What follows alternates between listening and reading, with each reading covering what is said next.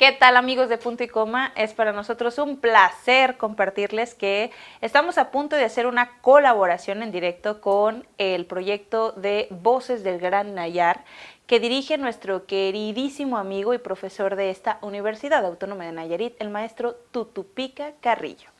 ¿Para qué es esta colaboración? Pues para la presentación de un precioso libro que se llama El Rey Nayarit.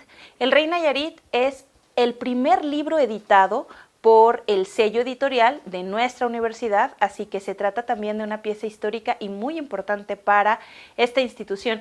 Y al mismo tiempo lo escribió una mujer nayarita, que ha destacado no solamente en el bello arte de la literatura y de escribir muy buenas historias, sino que también fue premiada por ser una maratonista. Es una mujer deportiva, deportista, una persona que le encantan las letras y que cuando uno la escucha y empieza a contarte todos esos hallazgos y aventuras que encontró en su devenir, tanto en las visitas que hacía a los pueblos para escribir estas historias, como en las investigaciones que realizó a las consultas de los libros para poder escribir el suyo, pues realmente resulta un placer escuchar y leer a Queta Nava Gómez con El Rey Nayarit. Así que para el equipo de Punto y Coma, mi querido Johnny Marrujo y todo el equipo de colaboradores, así como para una servidora, es un placer hacer esta colaboración con el maestro Tutupica Carrillo para Voces del Gran Nayar. Vamos a verlo.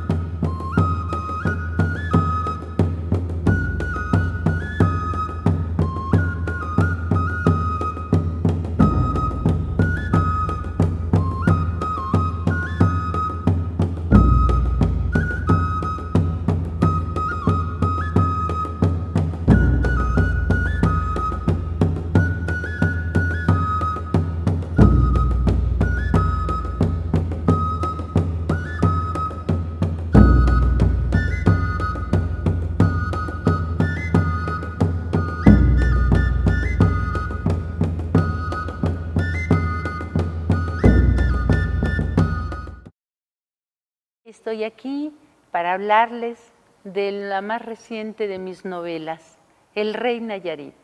El Rey Nayarit, esta obra que me llevó 7 años entre investigación y escritura. Una obra que me entusiasmó porque me llevó a mis raíces, me llevó a mi porqué como nayarita que soy. En esta obra ustedes van a encontrar a un personaje importantísimo, el Rey Nayarit, que le está dando nombre a nuestro estado y no sabemos el porqué. El Rey Nayarit existió y fue el que detuvo en un momento dado a Nuño de Guzmán. Nuño de Guzmán venía por toda la costa de Occidente, ¿sí?, tomando los poblados que encontraba, los señoríos, y los que se rendían, era sangriento con ellos, acababa quemando los pueblos, y los que no se rendían, los rendía y hacía lo mismo. Entonces se encuentra de pronto al Rey Nayarit, y el Rey Nayarit lo detiene. Entonces los indios Cora se remiten a lo más alto de las montañas y desde ahí siguen resistiendo. Hay muchas cosas para volver interesante a este personaje. Uno de ellos es su desmesurada estatura, ¿sí? De acuerdo a esto, era un personaje que medía más de 1,80 m, y hay unos cronistas que mencionan que vivió más de 130 años. Yo considero que esto de los 130 años, lo han considerado también muchos historiadores, es el hecho de que él pudo tener un hijo que también se llamara Nayarit, y que un cronista que haya hablado con él en un determinado tiempo confundiera al padre y al hijo, ¿no? Bueno, pues el Rey Nayarit muere, y después de morir, los coras tienen la costumbre de meter a sus muertos en cuevas y ahí dejar que se momifiquen. Después de que estaba momificado, a este rey Nayarit limpiaron sus huesos. Y me parece una cosa maravillosa, es que el rey Nayarit es mágico.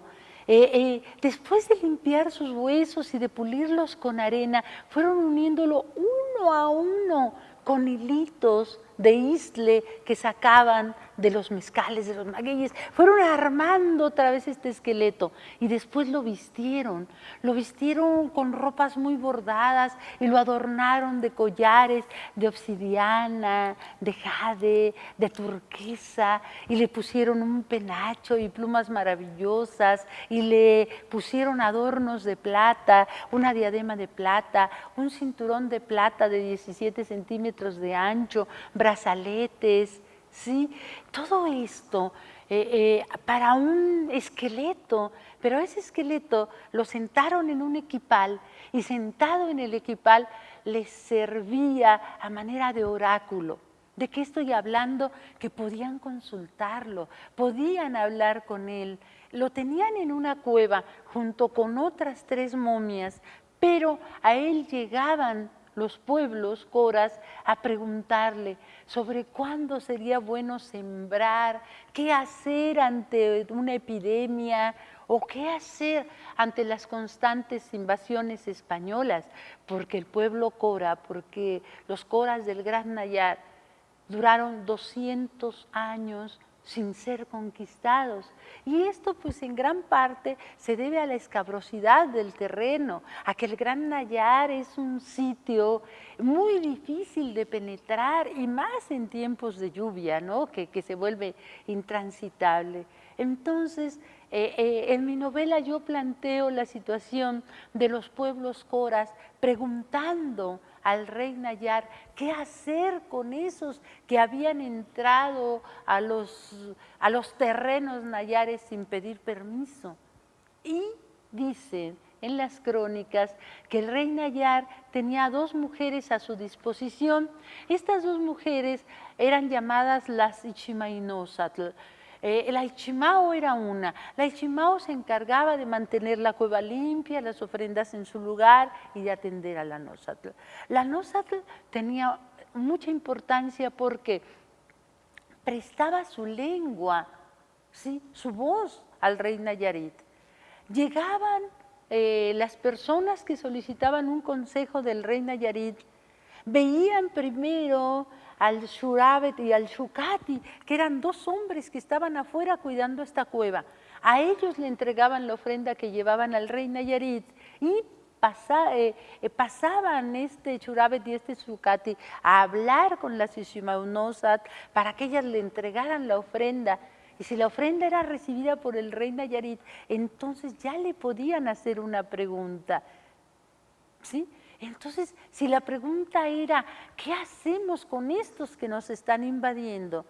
La Nózatl se postraba ante los huesos del rey Nayarit y le decía, mi señor, ya ves lo que te están preguntando, toma mi voz, toma mi lengua y habla, dales consejo. Y entonces la Nózatl empezaba a morder peyote, comer peyote, hasta llegar a un momento de éxtasis. Y en ese momento se tiraba a los pies del rey Nayarit. Y dicen las crónicas que de pronto tomaba una voz de hombre, una voz muy ruda. Y esa voz daba el consejo. Esa voz daba el consejo. Entonces, pues ya se tenía el consejo, ya se sabía qué hacer y muchas de las estrategias que usan los coras para defenderse de una invasión son consejos del rey Nayarit. Esto me parece maravilloso. El rey Nayarit aglutina de esa manera a los pueblos coras. ¿Qué pasa? Que entonces los conquistadores, al entender su importancia, deciden que cuando logren entrar al Gran Nayar, lo primero que van a hacer es buscar a ese esqueleto para destruirlo. Y cuando logran entrar en enero de 1722, buscan la cueva, la encuentran, queman las 3 momias que están junto a rey Nayarit, ¿sí? Los coras estaban viendo desde otra barranca, pero salvar de esta barranca acá eran 24 horas de camino. Y ven con impotencia cómo les queman a su esqueleto sagrado. Ellos consideran eso, pero el esqueleto no fue quemado, fue envuelto y fue sacado de la sierra y llevado ante el virrey Baltasar de Zúñiga y Guzmán, ¿sí? El marqués de Valero. Y el marqués de Valero, al verlo, dice, bueno, pues esta es una cosa endemoniada, que lo quemen. Lo manda al provisorato de indios y chinos del arzobispado. El provisor, que va a ser nuestro primer periodista, Juan Ignacio Castorena, pues ya sabe que tiene que destruir esta osamenta, pero utiliza a un fiscal y utiliza a un abogado defensor para hacer toda esta ceremonia de un juicio. Y en ese juicio condenan al rey Nayarit a que sus huesos van a ser quemados, a que la piedra del sol que lo acompaña, a que el machete de Tlahuitole, uno de los más valientes guerreros que defendieron en esa ocasión, todo eso debe de ser destruido junto con la osamenta. Imaginen entonces cómo salen del Palacio del Arzobispado de México, que está así lateral al Zócalo, cómo sale una procesión en que va el clero en pleno, en que llevan también a unos indios acusados de apóstatas y de idólatras, los llevan y van caminando, se meten por las callecitas de este México virreinal, pasan el Palacio de la Santa Inquisición, que está en Santo Domingo, y siguen y caminan derecho hasta la Alameda, y en la Alameda está el quemadero de San Diego, del convento de San Diego, y allí, en ese quemadero, lanzan la osamenta a que se consuma. ¿Sí? Ahí se queman los huesos del rey Nayarit, pero se cuenta que los coras, antes de que les quitaran este esqueleto, le cambian el cráneo. Entonces queman ahí este esqueleto y cuando deciden que es la hora de humillarlo, pasa algo sorprendente. Pero ya no se las cuento porque les estaría contando toda la novela. Necesitan leer esta novela, El Rey Nayarit, que habla de nuestros orígenes como nayaritas. Mi nombre es Queta Navagómez, escritora nayarita, orgullosamente nayarita, y esta novela, El Rey Nayarit, es mi recomendación literaria para punto y coma.